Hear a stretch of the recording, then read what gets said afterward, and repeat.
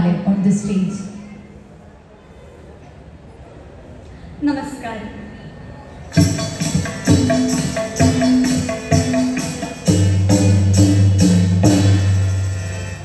പ്രിയ ത്യാഗധനയായ ജീവകാരുണ്യ പ്രവർത്തക miss Jacqueline ആശുപത്രിക്കിടക്കിടരികിലിരുന്ന് ഇരയുടെ ചുണ്ടുകൾ മന്ത്രിച്ചത് കുറിച്ചിട്ട് പിൽക്കാലത്ത് പ്രസിദ്ധീകരിച്ച ബേൺ ദ ലൈഫ് സൗദ എന്ന വിഖ്യാതാത്മകഥയുടെ കഥാപ്രസംഗാവിഷ്കാരം.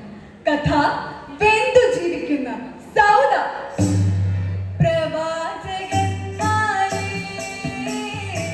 പുരോഹിതന്മാരെ, പറയൂ പെണ്ണിനെ അറിയാമോ? കരഞ്ഞു കണ്ണീരത്തിയ ജന്മം എരിഞ്ഞു വീഴുന്നിതു വിധിയോ.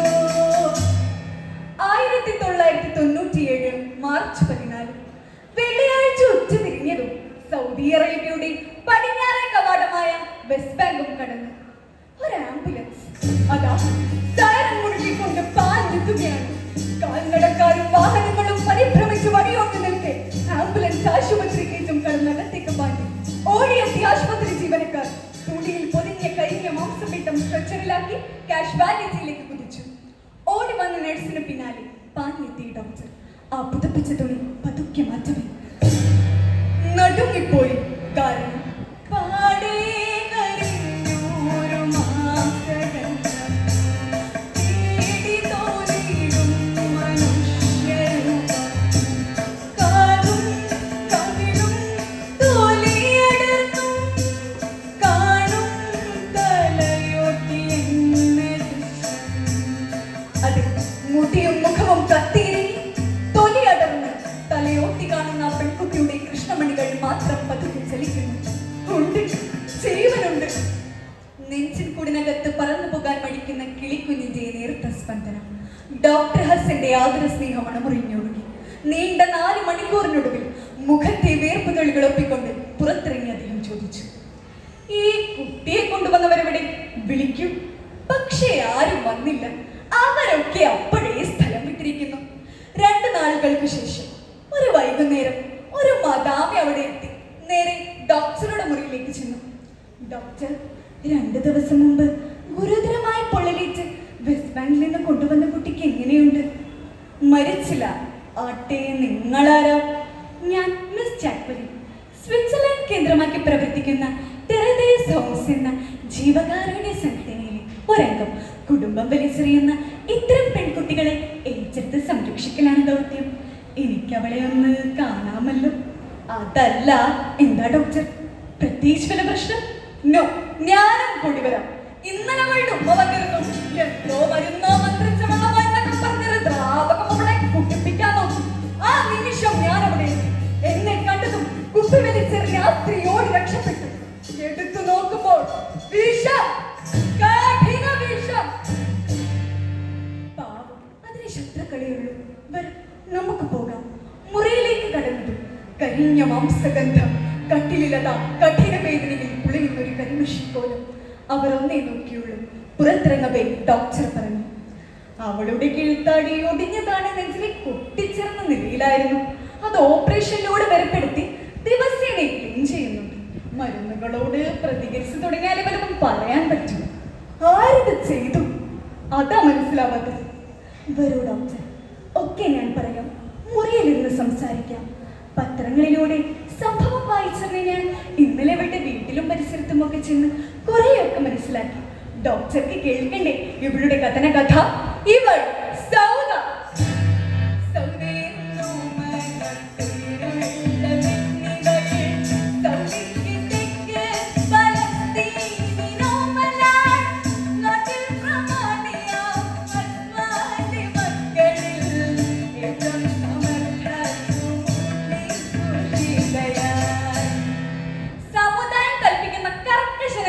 അക്ഷരം പ്രതി അനുഷ്ഠിക്കുന്ന ഒരു യാഥാസ്ഥിതിക കുടുംബം.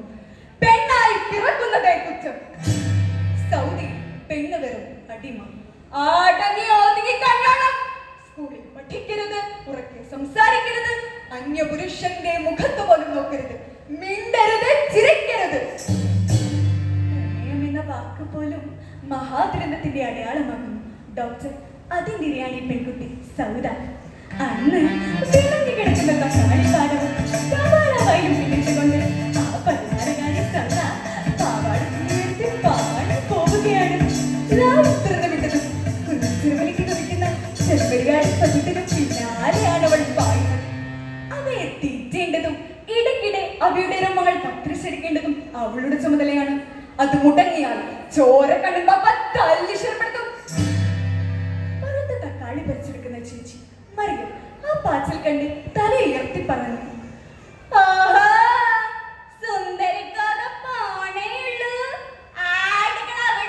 എങ്ങോട്ടെങ്കിലും പോയി കാണും. നീ ഓടി തടിച്ചി. അവൾ ഓട്ടത്തിന് വേഗം കൂട്ടി. ഭാഗ്യം, ആടുകൾ കൂട്ടം തിരിച്ച് ആദ്യം ഇരിയുന്നുണ്ട്. കത്തുന്ന വെയിലത്ത് കുടച്ചൂടി നിൽക്കുന്ന ഈത്തപ്പനത്തണിലിൽ ആകാശത്ത് കണ്ട് നട്ടവിളിരുന്നു. ഓയ് കിനാവ് കാണാ, ആടതാ കുന്നിറങ്ങുന്നു. അവൾ ചാടി എണീറ്റു. മുന്നിലൊരു ചെറുപ്പക്കാരൻ. അയാൾ കുലുങ്ങിച്ചിരിക്കുന്നു. പരിഭ്രമത്തോടെ സൗദ കുന്നിലേക്കോടവേ അയാൾ വിളിച്ചു പറഞ്ഞു, സൗദ, എന്നെ അറിയില്ലേ? തൊട്ടപ്പുറത്തെ വീട്ടിലെ വാടകക്കാരൻ ഫയസ്. നാളെ കാണാമോ? എന്റെ ഭദ്രങ്ങളെ. അവൾ ഭയന്നത് തന്നെ സംഭവിച്ചു. ആടുകളെയും തെളിച്ച് വീടിന്റെ പടി കടന്നതും ഉമ്മോടി വന്നലറി, സൗദ, നിന്നൊരുത്തനെ കണ്ടുമോ മിണ്ടിയോ? നീ പുലങ്കെട്ട മഹാഭാവി. ആരാണവൻ ചിന്നുപോലെ നിന്നെ കേറിയോ? മാനം കളഞ്ഞു. ഇല്ലുമ്മ, ഞാനൊരു അക്ഷരം മിണ്ടില്ല, നോക്കിയില്ല. കള്ളം, പച്ചക്കള്ളം. ഉമ്മ ഞാൻ കണ്ടതിവളെ തിരിഞ്ഞു നോക്കി ചിരിക്കുന്നത്. സൗദ കണ്ണീരോടെ ചേച്ചിയെ നോക്കി കൈകൂപ്പി. അല്ലത്, ഞാനൊന്നും അറിഞ്ഞില്ല. ഓരോ പറഞ്ഞ് അവിടെ പോന്നാന്ന് അത്രേ ഉള്ളൂ. അല്ല, നാളെ കാണാന്നാ പറഞ്ഞേ. ഞാൻ കേട്ടില്ല. വേണ്ട മറിയം, ഇപ്പോൾ ഇതൊന്നും ആരും പറഞ്ഞിട്ടില്ല. ഇത്തവണ മാപ്പ് കൊടുക്കാം. ബാപ്പയറിഞ്ഞാൽ അറിയാലോ, കൊന്ന് കുഴിച്ചു മൂടും. അന്ന് സൗദ ഒരു കോടം കണ്ണടച്ചു. കണ്ണടച്ചാലും കണ്ടുറന്നാലും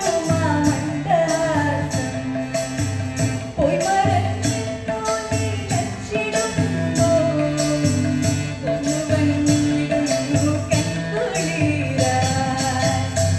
പിറ്റേന്ന് ആട്ടിൻ പച്ചവുമായി നടക്കുമ്പോൾ ആടാ ഈടപ്പനയും ചാരി നിൽക്കുന്നു. കണ്ട രാജകുമാരൻ അവൾ തിരിഞ്ഞു നോക്കാതെ നടക്കവേ, സൗദ, നാളെ നിന്നെ പെണ്ണു ചോദിക്കാൻ എന്റെ ബാപ്പയെ കൊണ്ടയക്കട്ടെ. ഞാൻ ഒറ്റ ബാപ്പയോട് പറഞ്ഞു, നീ ഇല്ലാതെ എനിക്കൊരു ജീവിതമില്ല. സൗദ നാണം തൊടുത്ത കവിളമായി തട്ടത്തിൻ മറത്തിലൂടെ അവളെ തിരിഞ്ഞു നോക്കി. പിന്നെ ആട്ടിൻപറ്റത്തിന് പിന്നാലെ കുണുങ്ങിക്കൊണ്ട് ഓടിപ്പോയി. 2 നാളുകൾക്ക് ശേഷം കണ്ടുമുട്ടിയപ്പോൾ ഫയസ് പൊട്ടിത്തെറിച്ചു.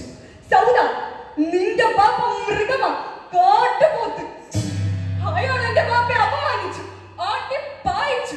എവിടുന്നോ കയറി വന്നൊരുത്തൻ പ്രേമമാന്നും പറഞ്ഞ് പെണ്ണിന്റെ പിന്നാലെ പറഞ്ഞിട്ട് പെണ്ണ് ചോദിക്കാൻ വന്നാല് കാലിന്റെ മൂട്ട് തല്ലി ഓടിക്കും. ചോദിക്കട്ടെ, നിനക്കെന്റെ കൂടി ഇറങ്ങി വരാൻ ധൈര്യമുണ്ടോ സൗദ? അവളൊരക്ഷരം വേണ്ടിയില്ല. മൂടിക്കെട്ടിയ മനസ്സോടെ വീട്ടിലേക്ക് നടന്നു. കിടക്കയിൽ കമിഴ്ന്ന് വീട് കരഞ്ഞു. അന്ന് രാത്രി കലിതുള്ളി കയറി വന്ന ബാപ്പ അവളുടെ മൂട്ടിക്കുത്തിന് പിടികൂടി അലറി. ആടിന്റെ രോമം കത്തിരിക്കാണ്ട് ഒരാഴ്ച കഴിഞ്ഞില്ലേ? നിനക്കെന്തിന്റെ കേടാ? ബാപ്പ, ഒക്കെ ഞാൻ ചെയ്തോളാം. പക്ഷെ ഒരു അപേക്ഷയുള്ളൂ. അപ്പുറത്തെ താമസക്കാരന്റെ ബാപ്പ അന്ന് പറഞ്ഞ കാര്യം നടത്തി തരണം. പൊന്നും പണവും ഒന്നും വേണ്ട, എവിടെയെങ്കിലും പോയി ജീവിച്ചോളാം. അയാൾ ചാട്ടമാർ വലിച്ചൂടി തല്ലാത്തത് അഭീകരമർദ്ദനം കൊണ്ട് സകലരും നിശ്ചലരായി നിൽക്കുക. 10 വയസ്സുകാരൻ കുഞ്ഞാങ്ങൾ ആസാദ് ഓടിച്ചെന്ന് ബാപ്പയുടെ കാലിൽ കെട്ടിപ്പിടിച്ചു കരഞ്ഞു. മതി ബാപ്പ, താത്താനെ തല്ലുന്നത് മതി, കൊല്ലല്ലേ ബാപ്പ. ഒറ്റമകന്റെ കണ്ണേരി കണ്ട് കലിയടങ്ങിയ ആസ്മാൻ ചാട്ടവാർ വലിച്ചെറിഞ്ഞ് പുറത്തേക്ക് ഇറങ്ങിപ്പോയി. കുഞ്ഞിനെ അവൾ കണ്ണീരോടെ വാരിപ്പുണർന്നു. വാക്ക് വിളിക്കൊപ്പം പ്രാർത്ഥിച്ചു. ആലങ്ങൾ കുടയവനായ ഹബീബേ, അഭയം നീ പരനേ,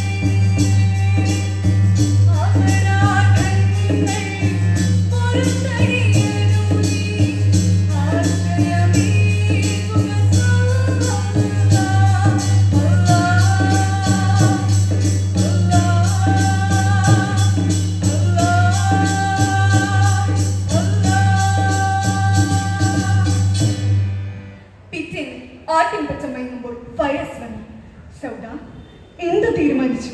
നാളെ രാവിലെ നമുക്ക് ഇവിടുന്ന് രക്ഷപ്പെടണം. എന്ത്? കരയാതെ കാര്യം പറയൂ. നിന്നെ എനിക്ക് വിശ്വസിക്കാമോ പയസ്? നീയും ഒരു മൃഗമാകുമോ? അവൾ ആ മാറിലേക്ക് ചാഞ്ഞ് തേങ്ങിക്കരഞ്ഞു. ഒരു നിമിഷം അതാ റോഡിൽ ആ കറുത്ത കാറിൽ നിന്ന് ബാപ്പയുടെ ചോര കണ്ണുകൾ തന്നെ തുറച്ചു നോക്കുന്നു. എല്ലാം തീർന്ന്. അവൾ ഓടി ഓടിയെത്തിയത് എളമയുടെ വീട്ടിൽ. കാര്യങ്ങളെല്ലാം എളമയോട് കരഞ്ഞു പറഞ്ഞു. എളമ, ഒരു രാത്രി ഞാനിവിടെ തങ്ങിക്കോട്ടെ. നാളെ രാവിലെ ഞങ്ങൾ സ്ഥലം വിട്ട് പൊയ്ക്കോളാം. സൗദാ, സമുദായത്തെ ധിക്കരിച്ച് നീ എങ്ങനെ ജീവിക്കും? ഇപ്പൊ നീ വീട്ടിലേക്ക് ചെല്ലും. നാളെ ഞാൻ വന്ന് പാപ്പയെ കണ്ട് നിൽക്കാൻ നടത്താൻ ഏർപ്പാടാക്കാം. പോ, ഞാനല്ലേ പറയുന്നത്. കരയാതെ. ഒരു 100 സ്വപ്നം മഞ്ചലിലേറി മടങ്ങുന്നു സൗദാവി മൂകയായി. ചടവാലും ശാപവാക്കുമായി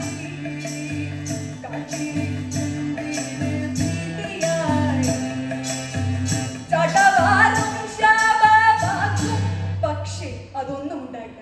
ഉമ്മ പറഞ്ഞു, സൗദ, ഇളയമ്മ വിളിച്ചിരുന്നു. ഭാഗ്യം, ബാപ്പ സമ്മതിച്ചു. ഉമ്മ, ഇത് സത്യമോ? യാ അല്ലാഹ്. അവൾ പുറത്തേക്ക് ഓടി. അപ്പോൾ കുഞ്ഞിനെ ഓടിച്ചെന്ന് കെട്ടിപ്പിടിച്ച് അവളുടെ കാതിൽ പറഞ്ഞു, ഇവൾ ചേച്ചി എന്തോ ചെയ്യാൻ പോകുന്നു. തലേന്ന് ഹുസൈനൊക്കെ വന്നിരുന്നു. അവൾ കുശുകുശുക്കുന്നത് ഞാൻ ഉച്ച നേരം കേട്ടതോ. ഇന്ന് രാത്രി തന്നെ എങ്ങോട്ടെങ്കിലും രക്ഷപ്പെട്ടോ ചേച്ചി?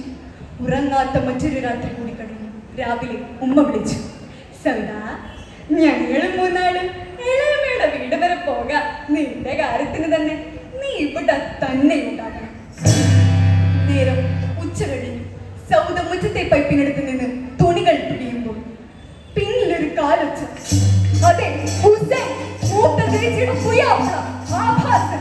തെല്ലു പരിഭ്രമത്തോടെ അവൾ ഒഴിഞ്ഞു മാറുമ്പോൾ അയാൾ ആ ക്യാനിലും പെട്രോൾ മുഴുവൻ അവളുടെ തലയിലേക്ക് കമഴ്ത്തി.